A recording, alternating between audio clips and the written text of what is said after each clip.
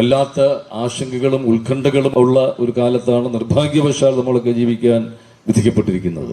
അതുകൊണ്ട് തന്നെ ഈ കാലത്ത് എല്ലാറ്റിലും ഒരു വലിയ ജാഗ്രത പുലർത്തേണ്ട ഒരു സമൂഹമായിട്ട് നമ്മൾ മാറിയിരിക്കുന്നു. വളരെ സമാധാനപൂർണമായി ഏറ്റവും സാഹോദര്യത്വത്തോടെ, സഹവർത്തിത്വത്തോടെ, പരസ്പര വിശ്വാസത്തോടെ, ഏറ്റവും സൗഹൃദത്തോടെ ജീവിക്കുന്ന ഒരു ജനസമൂഹത്തിന്റെ മധ്യേ വർഗീയതയുടെയൊക്കെ വല്ലാത്ത വിഷം വമിപ്പിക്കുന്ന ചില ഛിദ്രശക്തികളുടെ കടന്നുകയറ്റത്തിൽ ഉത്കണ്ഠാകുലരാകേണ്ടതുണ്ട്. നമ്മൾ ഒരു കാലത്ത് ജാതീയമായ ഒരുപാട് ഉച്ചനീചത്വങ്ങളും ഒരുപാട് അനാചാരങ്ങളും അന്ധവിശ്വാസങ്ങളും അതൊക്കെ തകർത്തെറിഞ്ഞ് ധീരമായ പോരാട്ടങ്ങളിലൂടെ, ധീരമായ ചെറുത്തുനിൽപ്പുകളിലൂടെ രൂപപ്പെട്ടതാണ് ഈ ആധുനിക സമൂഹം, കേരളീയ സമൂഹം എന്ന് നമ്മൾ അഭിമാനത്തോടെ നമ്മൾ പറയാറുണ്ട്. അതിൽ നമ്മൾ വല്ലാതെ ഊറ്റക്കൊള്ളുന്ന ഒരു സമൂഹമാണ്.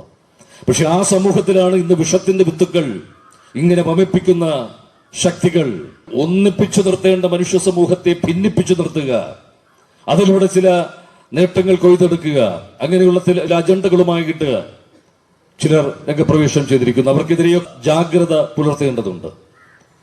ഈ ആധുനിക സമൂഹത്തിൽ, ആധുനിക കാലത്ത് ജാതിയെക്കുറിച്ച് ചിന്തിച്ച് അല്ലെങ്കിൽ മതത്തെക്കുറിച്ച് ചിന്തിച്ചൊക്കെ നമുക്ക് ജീവിക്കാനാകുമോ? മനുഷ്യന് പരസ്പരം ആശ്രയിച്ചും പരസ്പരം വിശ്വസിച്ചും പരസ്പരം സഹായിച്ചും പരസ്പരം ഒരു സഹവർത്തിത്വത്തോടും കൂടി അല്ലാതെ മനുഷ്യന് ഈ ആധുനിക സമൂഹത്തിൽ ജീവിക്കാനാകുമോ? ആ സമൂഹത്തിലാണ് മനുഷ്യനെ ഭിന്നിപ്പിക്കുന്ന തരത്തിലുള്ള വിദ്വേഷത്തിന്റെ വിത്തുകൾ ചിലർ വിതറുന്നത്.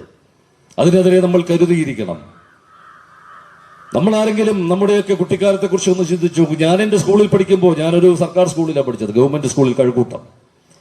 എന്റെ കൂടെ പഠിച്ചിരുന്ന, എന്റെ കൂടെ സിമന്റ് തറയിലിരുന്ന് തറയും പറയും ഒക്കെ സ്ലേറ്റിൽ എഴുതി പഠിക്കുന്ന കാലത്ത് എന്റെ തൊട്ടപ്പുറത്തിരിക്കുന്ന ആ കുട്ടിയുടെയോ ഇപ്പുറത്തിരിക്കുന്ന കുട്ടിയുടെയോ ജാതിയോ മതമോ ഒന്നും ഞങ്ങൾ തിരക്കിയിട്ടില്ല. ഞങ്ങളെ പഠിപ്പിച്ച ഒരു അധ്യാപകന്റെയും ജാതിയോ മതമോ ഇന്നും ഞങ്ങൾക്കറിയില്ല, ഞങ്ങളുടെ കൂട്ടുകാരുടെയൊന്നും. നമ്മൾ ചികിത്സിക്കുന്ന ഏതെങ്കിലും ഒരു ഡോക്ടറുടെ ജാതിയും മതവും നമ്മൾ തിരക്കാറുണ്ടോ? മരുന്ന് നൽകുന്ന സിസ്റ്ററിന്റെ ജാതിയും മതവും നമുക്ക് എങ്ങനെയാണ് ഒരു ജാതിയെയും മതത്തെയും കുറിച്ചൊക്കെ ചിന്തിച്ചുകൊണ്ട് ഈ ആധുനിക കാലത്ത് ജീവിക്കാൻ പറ്റുന്നത് ഈ ഒരു സമൂഹത്തിൽ? അപ്പൊ അവിടെയാണ് നമ്മൾ ഇത്രയും ഒരു ഏറ്റവും സ്നേഹത്തോടെ വസിക്കുന്ന ഒരു സമൂഹത്തിൽ ഇങ്ങനെയുള്ള ചില വിഷങ്ങൾ കടന്നു വരുമ്പോ അതിനെയൊക്കെ പ്രതിരോധിക്കുക എന്ന ഒരു മുന്നറിയിപ്പ് നൽകുന്നതാണ് ഈ ഒരു ജാഗ്രതാ സദസ്സ്. അതുതന്നെയാണ് ഈ ഒരു ജാഗ്രതാ സദസ്സിന്റെ ഏറ്റവും വലിയ ഒരു പ്രസക്തിയായിട്ട് നാം കാണേണ്ടത്. എന്തൊരു അപനീയമായ കാര്യമാണ് ജാതി ചിന്തകൾ ഇന്നും നമ്മൾ പുലർത്തുന്നു എന്നൊക്കെ പറയുന്നത്. നമ്മൾ ഈ ആധുനിക കേരളം രൂപപ്പെട്ടത് ഒരു കാലത്ത് പുഴുക്കളെപ്പോലെ ഇഴഞ്ഞു കഴിഞ്ഞിരുന്ന മനുഷ്യനെ അവനെ നട്ടെല്ലുയർത്തി തല ഉയർത്തിപ്പിടിച്ച് അഭിമാനബോധത്തോടെ ഇങ്ങനെ നിൽക്കാൻ പ്രാപ്തനാക്കിയതിന്റെ പിന്നിൽ ഒരുപാട് ധീരരായ മനുഷ്യരുടെ ധീരമായ പോരാട്ടങ്ങളുടെ ചരിത്രമുണ്ട്. അയ്യാ വൈകുണ്ഠസ്വാമിയെ പോലെ, ശ്രീനാരായണ ഗുരുദേവനെയും ചട്ടമ്പി സ്വാമികളെ പോലെ ഇന്ന് ചട്ടമ്പി സ്വാമികളുടെ 98ാം അതിന്റെ വാർഷികം, ആ ഒരു ഓർമ്മയുടെ നിമിഷങ്ങളിൽ കൂടിയാണ് നമ്മൾ ഈ ചടങ്ങ് ഇവിടെ സംഘടിപ്പിച്ചിരിക്കുന്നത്. അത്രയേറെ ആവേശകരമായ വ്യക്തിത്വങ്ങളുടെ, അവരുടെയൊക്കെ വലിയ വലിയ പോരാട്ടങ്ങളുടെ ഫലമാണ് ഇന്ന് ഈ ആധുനിക സമൂഹം രൂപപ്പെട്ടത്, ആധുനിക കേരളം രൂപപ്പെട്ടത്. അയ്യങ്കാളി എന്ന് പറയുന്ന മഹാമനുഷ്യന്റെ, വക്കം മൗലവി എന്ന് പറയുന്ന ആ മഹാമനുഷ്യന്റെ ഒക്കെ ഇതുപോലെ എത്രയോ പോർ ഇനിയും ചരിത്രത്തിൽ ഇടം പിടിക്കാത്ത എത്രയോ മഹാമനുഷ്യരുണ്ട്. ഞാൻ ആദ്യം അഭിനയിച്ച സിനിമയെ കുറിച്ച് ഇവിടെ പ്രിയപ്പെട്ട ശ്രീ ശിവരാമൻ അദ്ദേഹം പറയുകയുണ്ടായി. സഖാവ് പി കൃഷ്ണപിള്ള എന്ന് പറയുന്ന വ്യക്തിത്വം ഒരു കാലത്ത് കർഷക തൊഴിലാളികളെയൊക്കെ സംഘടിപ്പിക്കുകയും സാധാരണ മനുഷ്യന്റെ, പാർശ്വവൽക്കരിക്കപ്പെട്ട പാവപ്പെട്ട മനുഷ്യരെയൊക്കെ ചേർത്ത് നിർത്തിക്കൊണ്ട് ഒരു മിന്നൽ പിണർ പോലെ ഇവിടുത്തെ സാമൂഹ്യ അന്തരീക്ഷത്തിൽ അസമത്വങ്ങൾക്കെതിരെ, അനീതികൾക്കെതിരെ ധീരമായി ഇങ്ങനെ ചലിച്ച ഒരു മനുഷ്യൻ. ആ മനുഷ്യനെ അവതരിപ്പിച്ചുകൊണ്ടാണ് എന്റെ ഒരു കലാരംഗം, സിനിമാ രംഗത്തിൽ ഞാൻ തുടങ്ങുന്നത്. അങ്ങനെയൊക്കെ എത്രയെത്ര മഹാമനുഷ്യർ, അവരൊക്കെ കനൽ വഴികളിലൂടെ നടന്ന്, കനൽ വഴികളിൽ ഒടുങ്ങി, അങ്ങനെ നമുക്ക് നേടിത്തുന്നതാണ് നമ്മൾ ഇന്ന് അനുഭവിക്കുന്ന എല്ലാ സ്വാതന്ത്ര്യവും, എല്ലാ നന്മകളും, എല്ലാ സൗഭാഗ്യങ്ങളുമെന്ന് ആ മഹാമനുഷ്യരെ നന്ദിയോടെ നമ്മൾ ഹൃദയത്തോട് ചേർത്ത് നിർത്തി ഓർമ്മിക്കേണ്ടതുണ്ട്. പലപ്പോഴും മലയാളി സമൂഹം നമ്മളൊക്കെ നന്ദിയില്ലാത്ത ഒരു സമൂഹമായി നമ്മൾ മാറാറുണ്ട്. ഓർക്കേണ്ടത് പലതും നമ്മൾ ഓർക്കാതിരിക്കുകയും ഓർക്കരുതാത്തതുകൾ മാത്രം നമ്മൾ ഓർത്തുകൊണ്ടിരിക്കുകയും ചെയ്യുന്ന ഒരു സമൂഹമായിട്ട് നമ്മൾ വല്ലാതെ അധപ്പതിപ്പിച്ചു പോകുന്ന ഒരു സമൂഹമാണ് ഇത്. അങ്ങനെ ഓർമ്മകളുടെ കൂടി ഒരു നിമിഷമാണ്. നമ്മൾ ആദരിക്കേണ്ടതിനെ, ഓർക്കേണ്ടതിനെ കൃത്യമായി ആദരിക്കുകയും ഓർക്കുകയും അംഗീകരിക്കുകയും ഒക്കെ ചെയ്യുമ്പോഴാണ് ഒരു മനുഷ്യനെന്ന അസ്തിത്വം അത് സാർത്ഥകമാകുന്നത്.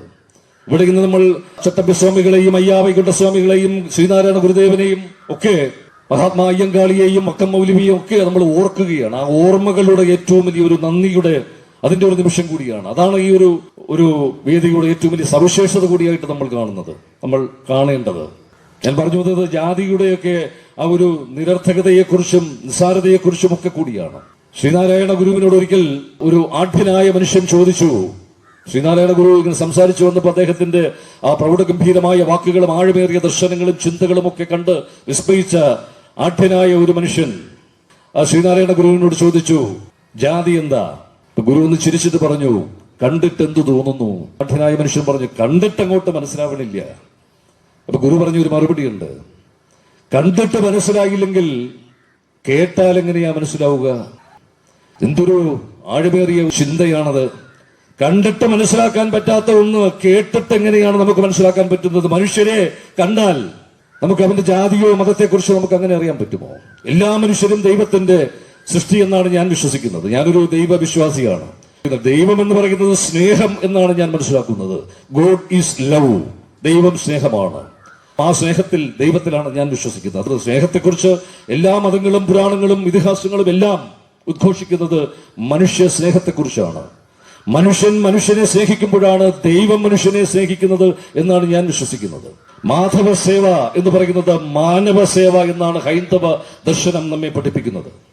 ഖുർആൻ പഠിപ്പിക്കുന്നത് ഫക്കീറിനെ സഹായിക്കാത്തവനെ, സ്നേഹിക്കാത്തവനെ സർവശക്തനായ ദൈവം സഹായിക്കുകയില്ല, സ്നേഹിക്കുകയില്ല എന്നാണ്. സ്നേഹത്തെക്കുറിച്ചുള്ള ഏറ്റവും വലിയ പ്രബോധനം ഞാൻ കേട്ടിട്ടുള്ളത് യേശുക്രിസ്തു പറഞ്ഞ വചനങ്ങളാണ്.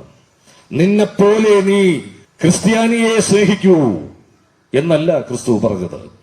നിന്നെപ്പോലെ നീ നിന്റെ അയൽക്കാരനെ, നിന്റെ കൂട്ടുകാരനെ, മറ്റുള്ളവരെ, മറ്റു മനുഷ്യനെ സ്നേഹിക്കൂ. അവിടെ ജാതിയോ മതമോ വർണ്ണമോ വർഗമോ ഒന്നുമില്ല. അതിലൊക്കെ അതീതമായി മനുഷ്യനെ സ്നേഹിക്കൂ. അതാണ് ക്രിസ്തു പറഞ്ഞത്. നിന്റെ ശത്രുവിനെ പോലും നീ സ്നേഹിക്കൂ. മനുഷ്യനെ സ്നേഹിക്കുക. മനുഷ്യ സ്നേഹത്തിൽ അധിഷ്ഠിതമാണ് സർവ്വദർശനങ്ങളും സർവ്വചിന്തകളും സർവ്വമതങ്ങളും എല്ലാം മനുഷ്യ സ്നേഹത്തിൽ അധിഷ്ഠിതമാണ്. ആ സ്നേഹത്തിലാണ് നമ്മൾ വിശ്വസിക്കേണ്ടത്. സ്നേഹത്തിന്റെ ഏറ്റവും വലിയ പ്രവാചകരായി, ഏറ്റവും വലിയ പ്രചാരകരായി നമുക്ക് മാറാം. ഒരു മനുഷ്യരെന്ന നിലയിൽ നാം ജീവിക്കുന്ന നമ്മളുടെ സമൂഹത്തിൽ ഒരു മനുഷ്യൻ ദിവസങ്ങളോളം പട്ടിണി കിടന്ന് വിശപ്പിന്റെ ദാരിദ്ര്യത്തിന്റെ ആ ചെളിക്കുണ്ടിലായിരിക്കുമ്പോ തൊട്ടിപ്പുറത്ത് വളരെ നന്നായി ഭക്ഷണം കഴിച്ച് സുഭിക്ഷമായി നല്ല വസ്ത്രമൊക്കെ ധരിച്ച് ആർഭാടപൂർണമായി ഞാൻ ജീവിതം ജീവിക്കുമ്പോ ആ മനുഷ്യനെ ഞാൻ കാണാതെ പോയാൽ ഞാൻ എത്ര മോശം മനുഷ്യനാണ്. ആ മനുഷ്യനെ കൂടി, ദാരിദ്ര്യത്തിന്റെ നരകയാതന അനുഭവിക്കുന്ന ആ മനുഷ്യനെ കൂടി എന്റെ അതേ നിറവിൽ കൈ പിടിച്ചുയർത്താനുള്ള ഒരു ബാധ്യത ഒരു മനുഷ്യൻ എന്ന നിലയ്ക്ക് നമുക്കുണ്ട്. അപ്പോഴാണ് നിന്നെ പോലെ നീ മറ്റുള്ളവരെയും സ്നേഹിക്കുന്ന അവസ്ഥയിലേക്ക് നമുക്ക് എത്തിച്ചേരാൻ പറ്റുകയുള്ളൂ. നമ്മൾ ഈ തിളങ്ങുന്ന ഇന്ത്യ എന്നൊക്കെ പറയുന്നത് പരസ്യവാചകങ്ങളിൽ മാത്രമുള്ള ഒരു വാചകമാണ്. ഞാൻ ഇന്ത്യയുടെ പല ഭാഗങ്ങളിൽ സന്ദർശിച്ചിട്ടുള്ള ഒരാളാണ്. ദാരിദ്ര്യത്തിന്റെ ദയനീയമായ ചിത്രങ്ങൾ, എത്രയോ മുഖങ്ങൾ ഞാൻ കണ്ടിട്ടുണ്ട്. പുതയ്ക്കാനുള്ളതുണ്ട് തുണി പോലുമില്ലാതെ കടത്തിണ്ണകളിൽ അന്തിയുറങ്ങുന്ന, തണുത്ത് മരവിച്ച് അന്തിയുറങ്ങുന്ന ലക്ഷക്കണക്കിന് മനുഷ്യരുള്ള ഒരു രാജ്യത്താണ് നമ്മൾ ജീവിക്കുന്നത്. ഒരു നേരത്തെ ഭക്ഷണത്തിന് വകയില്ലാതെ പട്ടിണി മരണങ്ങൾ നടക്കുന്ന രാജ്യത്ത്. ഇവിടെയാണ് നമ്മൾ ജീവിതം ആർഭാടപൂർണമായി ജീവിക്കാൻ, ആഘോഷിക്കാൻ അവകാശമില്ലാത്തവരാണ് നമ്മൾ എന്ന തിരിച്ചറിവ് നമുക്കുണ്ടാകണം. ആ പാർശ്വവൽക്കരിക്കപ്പെട്ട പാവപ്പെട്ട മനുഷ്യരെ കൂടി, ദരിദ്രരായ മനുഷ്യരെ കൂടി നമ്മൾ കരുതുകയും ചേർത്ത് പിടിക്കുകയും നമ്മളെപ്പോലെ നാം നമ്മെ എത്രമാത്രം തീവ്രമായി സ്നേഹിക്കുന്നുവോ അതേ അളവിൽ അതുപോലെ ഒരൽപ്പം പോലും കുറയാതെ മറ്റു മനുഷ്യരെ, മറ്റുള്ളവരെ സ്നേഹിക്കാൻ നമുക്ക് കഴിയുന്നുണ്ടോ എന്നുള്ളതാണ് പ്രശ്നം. അങ്ങനെ നമുക്ക് കഴിയുമ്പോഴാണ് നമ്മളൊരു യഥാർത്ഥ മനുഷ്യനാവുന്നത്. ഈ സമൂഹത്തിന് എന്തെങ്കിലും പ്രയോജനകരമായ ഒരു ജീവിതം ജീവിക്കാതെ അല്പകാലമുള്ള ഒരു നമ്മുടെ ജീവിതം ഇങ്ങനെ കടന്നുപോയാൽ എത്ര വ്യർത്ഥമാണ് നമ്മുടെ ജീവിതം എന്ന ചിന്ത കൂടി നമുക്കുണ്ടാകണം. മറ്റു മനുഷ്യരെ കൂടി കരുതുന്നവരാകണം നമ്മൾ. മനുഷ്യനെ മനുഷ്യനായി കാണാനും അവനെ സ്നേഹിക്കാനും കരുതാനും നമ്മുടെ പരിഗണനയെത്തേണ്ട വിഭാഗങ്ങളിൽ പാർശ്വവൽക്കരിക്കപ്പെട്ട പാവപ്പെട്ട മനുഷ്യരിലേക്ക് നമ്മുടെ സ്നേഹവും കനിവും കാരുണ്യവും ഒക്കെ ഒഴുകിച്ചെല്ലുമ്പോഴാണ്, അവരെ കൂടി നമ്മൾ ചേർത്ത് പിടിക്കുമ്പോഴാണ് നമ്മുടെ ജീവിതത്തിന് അർത്ഥമുണ്ടാകുന്നത്. മനുഷ്യ സ്നേഹം ആണ് ഏറ്റവും പ്രധാനം. മനുഷ്യനാണ് ഏറ്റവും പ്രധാനം. മനുഷ്യനാവുക തന്നെയാണ് ഏറ്റവും പ്രധാനം.